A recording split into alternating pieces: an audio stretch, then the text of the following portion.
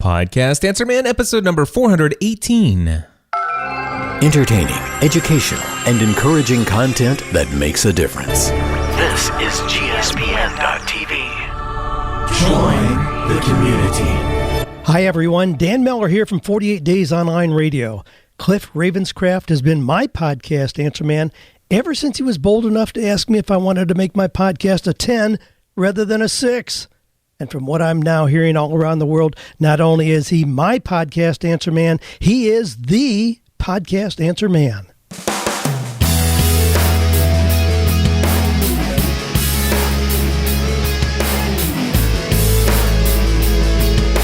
Well, hello everyone, and welcome back to another episode of the Podcast Answer Man. My name is Cliff Ravenscraft, and this, my friends, is the podcast devoted to helping you take your message, your business, and your life to the next level.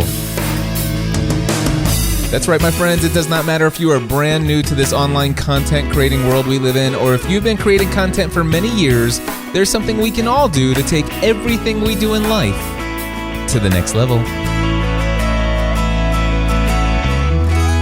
And well, my friends, I am delighted to be back with another episode, number 418 here of Podcast Answer Man. And in today's show, I have a few topics that I want to cover. First off, I'll be talking about the idea of linking to past episodes from your podcast archives in social media. Why aren't more people doing that? We'll address that in this episode. Also, I'm going to be talking about New Media Europe, which is coming up this Saturday and Sunday, September 12th and 13th in Manchester of the UK. I'll go into a little bit more detail about that. And then, of course, I'm going to talk about how to do field interviews with a Roland digital audio recorder. And also, I'm going to talk about podcasting and how that applies to Podcast Answer Man. And rather than waste any time, we're going to jump right into the first question that I want to read to you from Mark DeJesus. Now, Mark is an alumni of my Podcasting A to Z course. He has created the Transformed You podcast. You can find it over at markdejesus.com. He wrote me this email. He says, "Hey, Cliff, I noticed that there's a lot of people, including myself, who bring up old blog articles to put into their Facebook feed, to recycle them and expose past material to new followers. But I have not seen a single podcaster do this with their prior podcast episodes. Is there a reason for that? I think that my followers would love to check out some old episodes of my podcast, and maybe they might even become listeners by catching past episodes that they enjoy. Is there any reason why I don't see people doing this? Thanks again, Mark." I wanted to go ahead and share with you the top 4 reasons why I think that people are not, and by people I mean podcasters, why we don't take the time to take our old archives of content and share them more frequently in social media. And so, number one, the thing that came off the top of my head is that perhaps the content that they're creating for their podcast is not evergreen. There might be several episodes, even of this podcast for Podcast Answer Man, that quite honestly, I kind of wish they weren't in the archives anymore. Some things have changed since then.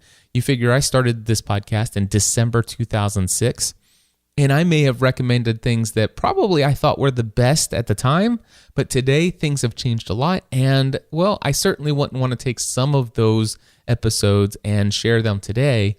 There are other podcasts out there where, for example, maybe episodes of their show contain a lot of tie-ins to recent events. So they're talking about this news item that just came out. Or maybe it's a podcast about sports seasons, and it doesn't make a lot of sense because that content is not evergreen as it could be. So not every podcast is evergreen, and I think that that's one reason why folks are not out there taking their old posts. A second reason that I think some podcasters are not taking their old archived content and sharing it online is that they don't have a lot of confidence in the value of the content that they created. Now, that is a little difficult for me to say. Maybe they weren't happy with how their podcast sounded back in the early days, and they sound much better and more professional and polished, or it's better produced today, and the content maybe from 2 years ago, it just didn't sound as good. So for whatever reason, they may not have confidence either in the quality of the content that they recorded and created a couple years ago, or they may not have confidence in the value of it. I'm just going to be transparent with you guys. There are times when I've released podcast episodes of my own shows. I produce right now, I'm currently doing 3 podcast episodes per week, 1 podcast episode per show for a total of 3 shows a week, Pursuing a Balanced Life, Podcast Answer Man, and Family from the Heart. And there are some times when I don't even put out on social media that I just published an episode of, let's just say, Pursuing a Balanced Life. It's not that I don't think that it was valuable content, but is it valuable enough for me to share with my overall full-on community? I think that sometimes I'll record an episode of Pursuing a Balanced Life, and when I'm finished recording it, I think to myself, well, the people who are already subscribed to Pursuing a Balanced Life, I think they'll get me when they listen to that episode. I think that they'll get it. They'll enjoy that content. I think it will be valuable for them. But every now and then I create a brand new episode, and this isn't even, should I go back and pull an episode from the archives and put it online? But should I put this episode I'm publishing right this minute or 2 minutes ago? Should I share this on Facebook, on Twitter, on LinkedIn, on Google+? And sometimes I lack the confidence in the value of that being somebody's first exposure to that podcast. And oftentimes I believe that when we're sharing this on social media, we've got a lot more people who are following us in social networks that aren't yet subscribed to our podcast. Maybe number 3 is that they simply haven't thought to share their older episodes. This thought of taking their old episodes, it just hasn't occurred to them. Maybe they don't think in that way. It's like in the moment, what's the next thing I need to do? And for those of you who are considering this, and this is actually now the first time you've actually thought, why aren't I doing this? And here's what I know. Mark is right. I would say that more than 95% of you listening to my voice right now, including myself, do not take a lot of time and don't have a strategy for taking and periodically pulling episodes from your archives and sharing them out in social media. I've done it a couple times in the past, but it's just been something I've done here and there. I might have scheduled a post or something like that. But for many of you, I think the reason why you haven't done this, it's just never occurred to you. And now that it has, here's number 4, the 4th reason why I think podcasters have not been doing this, and that is that they may have thought about it. It's just not been high enough of a priority for you to do so. So Mark, and to everybody else listening, I think that we as podcasters should go back and see, is our content evergreen? Or it doesn't mean that every episode's evergreen. The idea isn't that you go through and sequentially share every old episode that you have in your archives. You've got to have some episodes back there where you're super excited about that content that you created and it is evergreen, and that you do have confidence in the value that it offers to people. Maybe some of the content that you created that just generated the most amazing feedback. And right now, as I'm speaking about this, this is the first time I'm thinking this thought right here, there are a couple episodes of Podcast Answer Man, and I would say about 20 different episodes of Podcast Answer Man that should probably be shared maybe once a month. There is the episode called What Do You Desire? And I'm going to go look that up right now. Okay, so I found it here. It is episode number 316. It says, are you completely wasting your time? Can you live the life you desire? What if money were no object? Go to podcastanswerman.com/316. That show right there, I should be sharing that at least once. Okay, that episode, I should be sharing that at least once every other month in social media. I don't think that any of my thousands of followers on Twitter and Facebook and all these other places, I don't think any of them would ever get tired of me sharing that particular episode. And I can tell you, the feedback from that, even today, and that was recorded, by the way, July 12th, 2013. So that was over 2 years ago. And even today, on a weekly basis, I get email from people who say that was one of my favorite shows that I've ever heard from you. And I have a bunch of other shows like that. And so, yes, I should be doing this. So what are we going to do about it? How do you create a process for sharing these old episodes? And oh boy, I can't believe I'm actually going to say this, but you know what? I think I've changed my mind again on this idea of scheduling content, especially when it comes to Twitter. I've gone back and forth. I did an episode a while back called Twitter Wins. It's like I give up. I give up on using Twitter as a social network. They don't want it, and it's becoming increasingly more difficult to do so.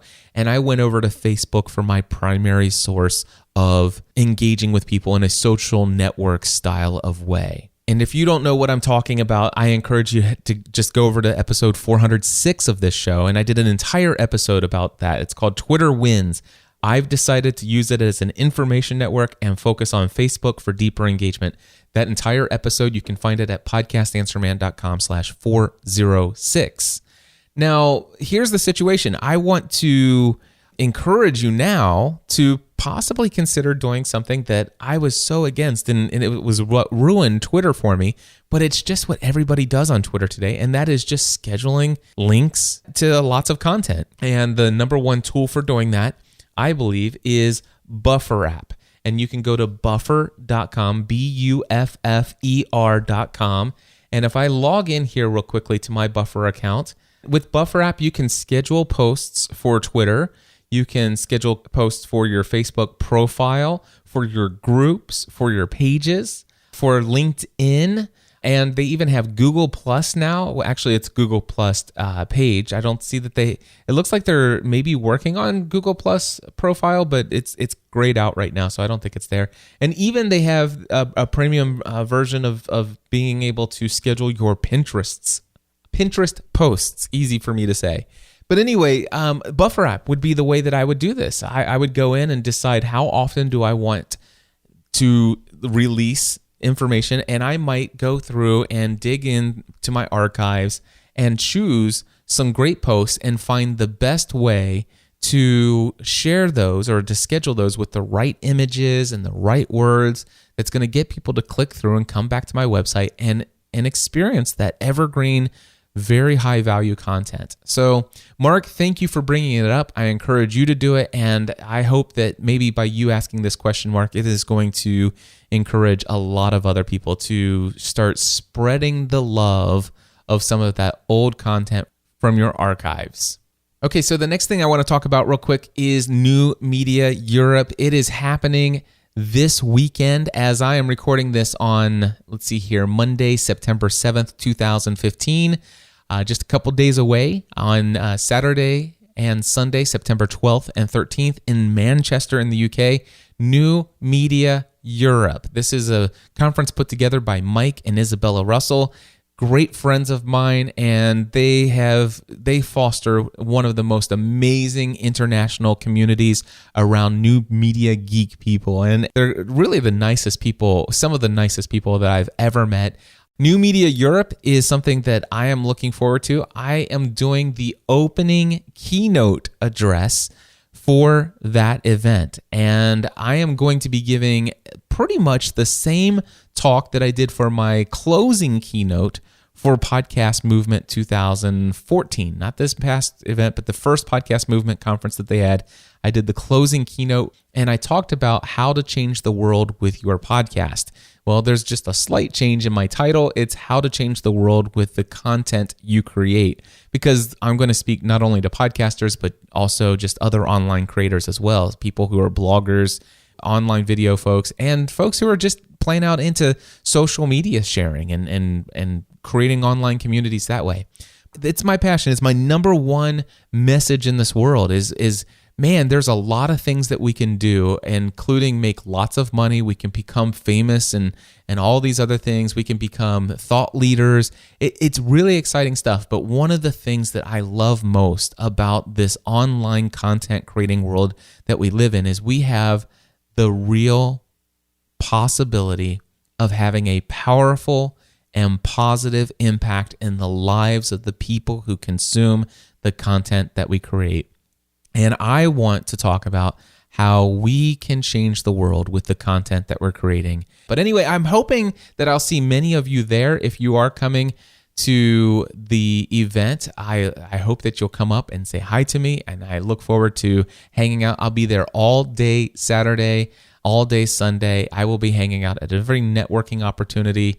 I'm not scheduling any meetings or anything like that because I want to just be available to talk to each and every person that happens to be directly in front of me. And I think there are going to be about 200 people there. And by the way, there are still tickets available. If you want, you can come over and participate. I hope that you will if you have the ability to do so. And I do have an affiliate link for the conference. It's podcastanswerman.com/Europe. Again, that's podcastanswerman.com/Europe. And then I even worked out a discount code with you. You can save 100 pounds off the cost of your ticket if you use the promo code PAM, Podcast Answer Man. So it's just PAM. Alrighty, so I hope to see you there. All right, so the next thing I want to talk about here in the episode are field interviews with the Roland recorder. Many of you know that my favorite piece of podcasting equipment has always been a Roland digital audio recorder. First, it was the Roland R-09HR. However, when that was discontinued, they came out with the Roland R-05. And well, since I fell in love with these Roland recorders, I'm personally responsible for the sale of literally thousands, and I would say over 5,000 of these recorders were sold directly as a result of recommending it here in my podcast, in my tutorials, through my Podcasting A to Z program, and also through all of the one-on-one consulting sessions I've done over the years. And plus, I've done quite a bit of equipment sales directly to the public as well. You can check out podcastanswerman.com/equipment if you haven't ever done so to see what I'm talking about. But anyway, the number one question that I always get from people who buy this recorder is, how can I best use this Roland portable digital audio recorder to record interviews out in the field? Now, for me, almost all of the content that I've ever created is done here in the studio. And I use this portable digital audio recorder to actually bring audio from my mixer into the line input of this little device. And that's what its primary function is. Now, I do happen to have a show called Pursuing a Balanced Life, where a majority of the episodes in the archives there are me out walking, sharing an audio journal of what's going on in my weekly life as I've built this business from a hobby into a full-time career, and then trying to find balance in all of the different aspects of my life. That's what Pursuing a Balanced Life is over at pursuingabalancedlife.com. Lately, by the way, I've been recording episodes in the studio for that show. The reality is that when I went out into the field, I just used the onboard condenser microphones that are built into the digital recorder. And they're very sensitive, but they're very good, high-quality microphones. And one of the things that I've done, if I want to go out and do an interview with someone, I would just make sure not to go into a room that is silent. Because if I go into a room that is silent, except for me and the person that I'm interviewing, then those condenser microphones are going to pick up the echo off the wall. They're going to pick up all the different ambient sounds if there happens to be a fan or anything like that. If a dog barks and, 2 houses down, it's going to pick that up.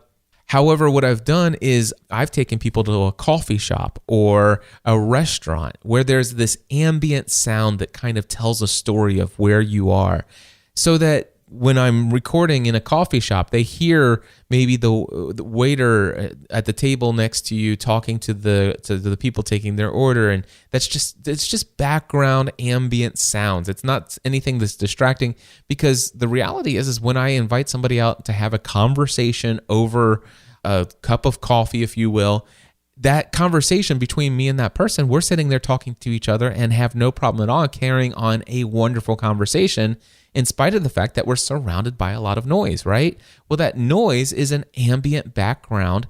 And when I set the digital audio recorder sitting there right on the table in the middle of us, and I check to make sure the audio levels are just right, well, that recorder is going to be just like my ears and pick up everything that I'm picking up. And it makes it sound like those who are listening to your podcast, it makes it sound like for them as if they're sitting at the coffee shop right there at the table with you. And that's a cool little thing that just doesn't happen when you just talk into 2 dynamic microphones, which certainly can have a more professional in-studio quality sound. But when I've gone out into the studio, or out into the field outside of the studio to record interviews, most of the time I've used these little onboard microphones that are built in. Now, I did have people say, well, what if I want to interview people with a dynamic microphone? And so I showed them, I actually have a tutorial for the Roland recorder. I'll tell you a little bit more about it in just a moment. But I have inside that tutorial, I show you a cable that you can buy that plugs into a normal standard XLR dynamic microphone, and it plugs into the microphone port on the digital recorder, and you can use this handheld microphone and you can hold it to yourself and talk and stuff like that. And just like when you see a news reporter out in the field, remember they got those handheld things, it's got the mic flag on there, and they'll be talking to an eyewitness, and then they point the microphone to the person they're interviewing, and then they pull it back and talk, and I show that you can do that if you want. However, recently, more and more people are like, well, how can I set it up to where me and my guest have our own microphones so that we don't have to go back and forth? And so because this question started to come up frequently, I decided to go out and buy some gear. And so I'm going to tell you about 3 pieces of equipment that I tried, and I'm going to tell you about a tutorial that I have that shows me showing you how I'm using these different pieces of equipment. But anyway, the first piece of equipment that I purchased is called the ART USB Dual Pre. Now, I have some affiliate links for all of these, and I'll just go ahead and tell you that if you want to check this out, I think it was a $79 device, and it is at gspn.tv/ART, like art. All right? But anyway, this ART USB Dual Pre is really a USB audio interface where you can plug 2 microphones into it. It also can take 1/4-inch jacks as well. But anyway, you can plug in 2 microphones into this device, and if you wanted to, you could use it as a USB interface for your computer. However, it also has a headphones monitoring plug, a 1/8-inch plug, and so you could run a little 1/8-inch patch cable from the headphones jack and send the monitoring audio directly into the line input of your Roland recorder. So I tried that out, and it worked pretty well, actually. And for $79, the reality is if you already have the Roland recorder and you want to use 2 microphones, XLR dynamic microphones, and you want to bring both of those into your digital recorder and have independent volume control or gain control for each of those microphones, this is a solution that can work. Now, I wasn't satisfied with just trying one device. I wanted to try some other devices. And one of the drawbacks to the ART USB Dual Pre is that it does require power. And if you're not going to have it hooked up to a USB power source, then it requires a 9-volt battery. Now, I put a 9-volt battery in and did some testing. It worked fine. The only problem for me is that how long is that 9-volt battery going to last? And is that going to eventually die in the middle of an interview? And what if I only use this device maybe once every 3 or 4 months? Do I go out and get a new 9-volt battery every time? Probably you should. Anyway, I wanted to see, is there any options out there for folks that doesn't require a battery ever? And so I found this device called the BeachTech DXA2T, BECHTEK. Anyway, you can find the affiliate link at gspn.tv/DXA2T. That's Dog X-Ray Alpha 2 Tom. All right, DXA2T. Anyway, this is a device that is actually made to bring 2 microphones, XLR microphones, into a video camera or a digital SLR that has a 1/8-inch input. And I'm thinking, wait a second, that would be, if it does that for a video camera, it would do the same exact thing for the Roland recorder. So I bought this device, and I think it was $179, and it comes with a little 1/8-inch patch cable. Now this time with this particular device, you have to plug in the output of the DXA2T. You have to, of the BeachTech, let's just say that. You have to plug it into the output of that device and then plug it into the mic input of your Roland recorder. Not the line input, but the mic input. And then you plug in your 2 dynamic microphones into that BeachTech device, and you do have independent gain control over each of the microphones, and that works. And it works without the need of any batteries. And so I'm thinking, okay, I like that a whole lot more, but it's $100 more than the ART USB dual pre. And so I'm thinking, maybe there's another option for those who are a little bit more price conscious. And so I did some searching, and I found this device called the Saramonic SR-AX101. And you can find this, by the way, at gspn.tv/Saramonic. And it's Saramonic, Saramonic. Anyway, this device is, as far as I can tell, it is exactly the same device as the BeachTech DXA2T. It happens to be made a little bit more plasticky. It's not as high quality as far as the ruggedness of it. I'm kind of concerned a little bit if you were to drop it. If how long that's going to last. I would think that if I drop the BeachTech just the way that's built, probably not going to hurt it at all. The Saramonic, I think if that thing got dropped a couple times, I might be concerned that it might break, but I don't know. But here's the deal: it's technically does exactly the same thing. The configuration and the layout of all the ports, it all looks exactly the same, and it pretty much sounds the same. Now, in the testing that I did, I thought maybe the BeachTech sounded a little bit better, but I'm pretty sure it's just psychological. I just think that it sounds better because it's built better and I paid more for it, but I think if I had to be objective, in my mind, they pretty much sounded the same. So the Saramonic is only $100, so it's still $21 more, something like that, than the ART, but it still requires no batteries. And the thing I like about the BeachTech and the Saramonic is both of them are meant to be mounted on a tripod underneath a DSLR or a regular video camera. And as a result of that, they actually have the ability to screw right into the back of the Roland recorder. So the Roland R-05 has a little tripod thing in the back that you can screw this into, and it kind of makes it one device. Now, I understand there are some of you who are asking this question. It's like, well, Cliff, why don't you just get a recorder that has two XLR inputs put into it? Gosh, there's the Zoom H4, there's the Zoom H4n, there's the Zoom H6, there's the Roland Dash whatever, there's the Tascams and all those other ones. And the answer to that is, first of all, I already have a Roland R-05. I love my Roland recorder. Number two, my Roland recorder fits in my pocket and can go with me every place I go. When I'm out at a conference or something like that, I can just pull it out of my pocket. I'm ready to go. I love how small and compact it is. I don't like how big and bulky the other ones are. And number three is that, well, the preamps that are built in to those other recorders, I find them to be a little noisy. They're not very clean. They have quite a noise floor in the recording, and I'm really not cool with that. And so I have some of those devices because I test a lot of things out. I buy a lot of this equipment for myself, and I just keep it in studio just so I have it on hand just in case I need to help somebody with something and I need to pull one out and play with it. But I have a Zoom H4n and a Zoom H6 and all that stuff. And if I was going out into the field, I would actually take the Roland plus one of these devices. I would take the BeachTech or the Saramonic, and I would take two microphones, 3-foot cables, and some mic stands, and that would be my portable setup if I wanted to record kind of an in-studio style interview out in the field.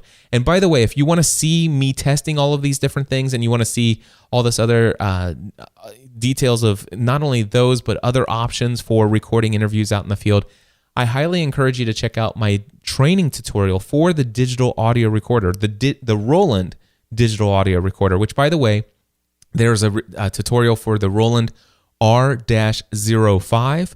And if you buy that tutorial, if you scroll down, the old tutorial for the Roland-09HR is still there. And then there's this bonus video that shows me researching 6 different ways to record interviews out in the field. And so, and it even gives you ideas of which microphone, what cables, all of that stuff. And you can find that over at podcastanswerman.com/products. Again, that's podcastanswerman.com/products. And just look on that page for the Roland digital audio recorder tutorial. And by the way, there are literally hundreds of you who have already purchased that tutorial. I have great news for you. Go in and search for your link and your password. And if you sign in today, that brand new bonus video showing 6 possible ways of doing field interviews with your Roland recorder, all you do is log in, and that new bonus video is already there for you. I've already given that to access to that to everyone who has already purchased that tutorial. So there you go. And one final note, I want to make a reminder here real quick that my next session of Podcasting A to Z is coming up on Monday, October 26th. If you've been thinking about joining Podcasting A to Z, there's only one more session in 2015, and that is the October 26th session. And if you've been thinking, well, should I take this one or do I just wait and take one of his sessions in 2016? Well, you can take one in 2016, but I do want to let you know that the price is going up in 2016. In fact, the cost is going to go to $29.99 for the course. The fact that I am announcing this here first, and I'll be announcing it when I get back from Europe in my mailing list, I can assure you the last time I did a price increase, I sold out when I said this is the last chance to get it at this price. So right now the cost is only $19.99. And if you have been on the fence, I would hurry up and get there. Go to podcastingatoz.com and sign up today, because I am absolutely certain I will fill this course to the max once everybody is aware, because I happen to know there are at least 150 people who have been on the fence about taking this course for a while. And when they hear that the price is going from $19.99 to $29.99, October 26th will be the session that they join. So I hope to have you in that class if you are able to make it work in your schedule. Again, all the details over at podcastingatoz.com. And with that, my friends, I am going to wrap this up and just look forward to seeing some of you in Europe. And until next time, I encourage every one of you to take everything you do in life to the next level. Podcast Answer Man.